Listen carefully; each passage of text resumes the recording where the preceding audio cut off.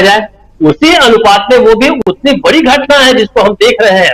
लेकिन इस समय जो रेलवे के इस्तीफे की हम बात कर रहे हैं, ये सब भी इस्तीफे देने के लायक घटनाएं हैं। कुल जमा जो अराजकता है, प्रशासकीय अराजकता है, अकुशलता है, कार्य के मामले में पूरी की पूरी तरह अक्षम साबित हो चुकी है ये सरकार। लेकिन इसके बावजूद जो है अभी तक वो तस्तूर चल रही है और उनका एक बहुत बड़ा समर्थक वर्ग अभी 2 लाख बस्ती भी टकी हुई है मोदी सरकार को बचाने में। तो ये अब इसको जो है राहुल गांधी वहां विदेश में जाके लोगों को बता रहे हैं, तो कम से कम लोगों के ध्यान में ये बात तो आ रही है कि क्या हो रहा है क्या नहीं हो रहा। लेकिन हम जो आंखों के सामने देख रहे हैं वो क्या कह दीजिए, और ऐसा मुझे लगता है कि लोगों को आंखें खोलनी चाहिए, देखना चाहिए कि आपके बाकी राजनीतिक विचार क्या है, आप कौन सा राष्ट्र बनाना चाहते हैं, हिंदू राष्ट्र बनाना चाहते हैं, क्या करना चाहते हैं, वो एक अपनी जगह पे अलग बात है। आपके सामने कैसी सरकार है, वो कैसा काम कर रही है, आज की तीनों घटनाएं जो है वो सैंपल है और इसको ध्यान से देखा जाना चाहिए। राजीव जी। बिल्कुल। अमलेंदु उपाध्याय जी, किस रूप में देखना चाहिए ये जो कुछ चल रहा है, और उसमें बहुत सारी चर्चा हम कर रहे हैं, ऑलरेडी बहुत बातें इस पे हो गई। जागती हुई, चेतती हुई सरकार नजर आती है आपको? राजीव जी, ये सरकार तो जागी हुई ही है, ये सोती कब है? प्रधानमंत्री तो 24-24 घंटे काम करते हैं बताया जाता है, तो सोने का उनको टाइम ही नहीं मिलता है। और ये वैज्ञानिक तथ्य है कि अगर आप समय से नहीं सोते हैं तो फिर तमाम बीमारियों के आप शिकार हो जाते हैं, मानसिक भी और शारीरिक भी, तमाम तरह की चीजें होती हैं। तो प्रधानमंत्री को थोड़ा सोना भी चाहिए, अच्छी बात। तो इसलिए वो इतनी मेहनत नहीं करें जितनी वो मेहनत करते हैं कुल मिला के। बाकी ये है कि राजीव जी, ये सरकार जो है रेल दुर्घटनाओं के हिसाब से इस देश के लिए अपशकुनी साबित हुई है। आपको याद होगा कि 26 मई 2014 को ही जब ये सरकार शपथ ले रही थी, ठीक उत्तर प्रदेश में बड़ी रेल दुर्घटना हुई, ठीक उसी समय उससे शुरुआत हुई। और पिछले 70 बड़ी रेल दुर्घटनाएं हुई होंगी, उतनी 9 सालों के अंदर हो चुकी है। अब प्रधानमंत्री आज कह रहे हैं कि हम सीखेंगे और उसको दुरुस्त करेंगे, तो भाई 9 साल से आप क्या कर रहे थे? चीजें दुरुस्त की जानी थी, वो 9 साल में की जानी थी। जब आप जो रोज झंडी दिखा रहे हैं कि आज ये वंदे भारत ट्रेन यहां से शुरू हुई, आज वहां से शुरू हुई, तो पटरियों की स्थिति क्या है, कर्मचारियों की स्थिति क्या है, जो संसाधन है उनकी स्थिति क्या है? आप जो है वो डिजिटल इंडिया की बात करते हैं, आप डिजिटल इंडिया के प्रवर्तक हैं एक तरीके से, उसके कहा जाए कि भगवान है आप डिजिटल इंडिया के। तो इस डिजिटल इंडिया में ये डिजिटल तकनीक से जो रेल संचालित क्यों नहीं हो रही है? फिर ये जवाब तो सरकार को देने चाहिए कम से कम, मुझे लगता है।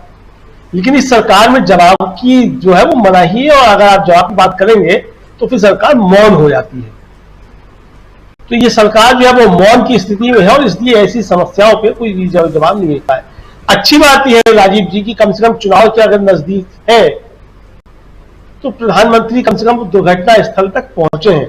वरना आपको मोरबी का पुल हादसा भी याद होगा, गुजरात में उससे भी चुनाव थे, प्रधानमंत्री मोरबी बाद में पहुंचे थे, अपने पहले कार्यक्रम करते रहे थे।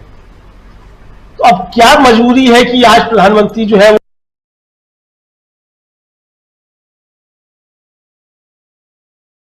तो वंदे भारत को उन्होंने नहीं दिखाया, झंडी नहीं दिखाई, उसको रवाना नहीं किया, वहां पहुंच गए। तो अब ये मजबूरी आप समझ सकते हैं कि इस मजबूरी के पीछे क्या कारण है। अब चूंकि ये ऐसी दुर्घटना है कि इसके ऊपर ज्यादा टीका टिप्पणी जो है इसके उस पर नहीं की जा सकती, क्योंकि उसके दूसरे निकाले जा सकते हैं। लेकिन टीका टिप्पणी का सवाल नहीं है, सवाल यह है कि ऐसी दुर्घटनाओं से सबक क्यों नहीं लिए जाते हैं। कई बड़ी दुर्घटनाएं जो इस सरकार के समय में हो चुकी हैं, जिनमें 100 से ज्यादा लोग जो है एक दुर्घटना में मारे गए रेल दुर्घटनाओं में। तो अगर आप उनसे कुछ सबक नहीं लेते हैं और हर दुर्घटना के बाद जो है अगर आप सो जाते हैं तो सवाल तो उठेंगे। सरकार जो है, अब जो लाल बहादुर शास्त्री का जो बारह उदाहरण दिया जाता है, छोड़िए आप लाल बहादुर शास्त्री की बात को, बहुत पुरानी बात हो गई, चलिए, लेकिन जिम्मेदारियां तो तय होनी चाहिए ना कि किसकी है। अब बात वही आती है कि जब झंडी भी प्रधानमंत्री जी को दिखानी है, सब कुछ प्रधानमंत्री को करना है, तो अब मुझे नहीं लगता कि लोग जानते भी होंगे कि रेल मंत्री है कौन। इस सरकार के आने से पहले सारी दुनिया जानती थी कि भारत का रेल मंत्री कौन है।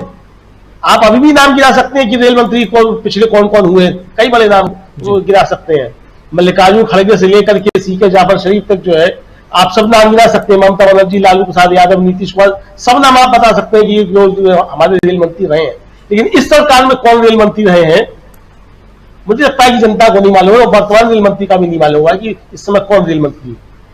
तो ये जो सरकार के जो कार्य करने का तरीका है वो जो है प्रश्नार्थ, मतलब उसको करने की आवश्यकता है कि उस पर प्रश्न उठाए जाए कि ये किस तरीके के तरीके हैं जिससे जवाबदेही किसकी है आखिर सरकार में। तो ये जो दुर्घटना है राजीव जी, ये सबक देती है। और मैं चूंकि 25 साल पहले राजीव जी जो रेलवे की सलाहकार समिति होती है उसका सदस्य रहा हूं, तो मुझे उस समय का तो याद है कि उस समय हम लोगों को बताया, उससे बाकायदा मीटिंग होती थी और पूछा जाता था कि कहाँ क्या कमियां हैं, क्या सुझाव है आपके, कहाँ ट्रेन रुकनी चाहिए, कहाँ जो है सुविधाओं की कमी है, वो सब उन मीटिंग में हम लोग दिया करते थे। और फिर उस पर कार्रवाई भी होती थी, और जिन पे कार्रवाई नहीं होती थी तो बाकायदा वहां के अधिकारियों के पत्र आते थे कि इस पे जो ये कार्रवाई नहीं हो पाई है, या ये बजट में कमी है, या रेल मंत्रालय को भेज दिया गया है इस पर आगे कार्रवाई के लिए। अब क्या पता है कि कुछ कार्रवाई होती है कि नहीं होती है, कुछ सुझाव लिए जाते हैं कि नहीं लिए जाते हैं, या केवल मन की बात के लिए ही सारे सुझाव लिए जाते हैं कि जो है अपना फोटो जो है वो करो बेटी के साथ सेल्फी विद डॉटर, और जो है वो वीडियो जो है वो अपना माई प्राइड माई संसद जो है करके उसे आप भेज दीजिए। अब केवल इसी में काम है, मतलब देश के काम जो सारे वो अब इसी में है कि आप सेल्फी खींचिए और वीडियो पे जो अपना वॉइस ओवर दे करके आप प्रधानमंत्री को भेज दीजिए। वो मन की बात में शामिल होंगे, लेकिन काम जो है वो क्या होंगे। यानी आप नई वंदे भारत ट्रेन चला रहे हैं, लेकिन जनरल कोचेस की क्या व्यवस्था है, रेलगाड़ियों में जनरल कोच कहां रह गए, और उन जनरल कोचेस की क्या स्थिति है। और जो इस समय जो राजीव की जो सोशल मीडिया पे चित्र वायरल हो रहे हैं, बहुत दुखद और मन को विचलित करने वाले हैं उस रेल दुर्घटना के, जिस तरीके से जो है वो मानव शरीर जो है उसके साथ जो व्यवहार किया जा रहा है, तो ये सारी चीजें वाली है। मुझे लगता है कि सरकार को जो है तमाम चीजों से उठ करके, अब ठीक है चुनाव नजदीक है, चुनावी होना है, मोदी जी को चुनाव में जाना है, हालांकि मोदी जी हमेशा चुनाव में ही रहते हैं, वो चुनाव से कभी बाहर निकलते नहीं है, लेकिन इसके बीच भी अगर देश का भी कुछ काम कर लिया जाए, ये सरकार कर ले, अगर 10 सालों के बाद या 1 साल जो बचा है इसमें, तो उनकी बड़ी कृपा होगी इस देश के ऊपर। जी, चुनाव का वक्त है, और जी कुछ जोड़ना चाहते हैं दीपक जी? जी राजीव जी, मैं भावी वक्ताओं के लिए थोड़ा सा रेफरेंस पॉइंट देना चाहता था। एक देखिए कितना मजेदार केस ही है, छत्तीसगढ़ में बिलासपुर से लेकर नागपुर तक वंदे भारत शुरू हुई और 2.5 महीनों में वो बंद हो गई। कारण ये था कि मुश्किल से उसमें 50-60% ही सीटें जाती थी और उसका किराया जो था वो लगभग 2000 से भी ऊपर था, और इसके कारण जो है मुश्किल से 2.5 महीने वो ट्रेन चली और उसके बाद वो बंद हो गई, और उसकी जगह सस्ते जरा कम कीमत वाली तेजस ट्रेनों को चलाया जा रहा है। लेकिन तेजस ट्रेनें जो है उसकी भी सीटें जो है अभी भी काफी खाली जा रही हैं। तो इनका, इस सरकार का ध्यान ऐसी बड़ी बड़ी चीजों पे तो है, लेकिन जो सामान्य ट्रेनें हैं उसके ऊपर नहीं जा रहा है। ये तथ्य मैं आपके ध्यान में लाना चाहता था अपनी पुरानी बात के ही संदर्भ में। जी।